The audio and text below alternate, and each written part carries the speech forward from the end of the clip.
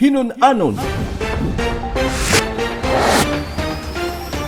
nga bitula kon pattern sang daan nga templo ni Solomon ang lawas ng tao? Ano gid bala ang kaundan sang pagkabitula sang lawas ng tao? Ano ang dapat himuon sang tao para makapahamuot sa Dios? Pasiklat sa kultura.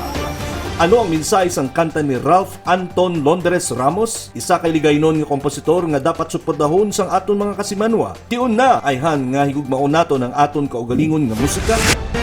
Panugdaon, a man of God on his last of the series message taken from Psalm chapter 91. This inspiring message will surely help us ponder how God is so gracious with His people because of His saving grace.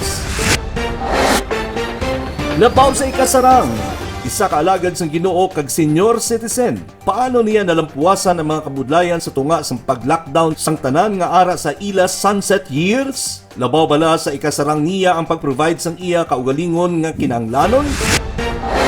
Uswag sadya, isa ka praktikal nga opsyon ang ginatan-ay sa isa ka authorized distributor sang sini nga bag-o nga inobasyon sa teknolohiya nga makabulig pa menos gastos sang adlaw-adlaw nga mga lulutuon.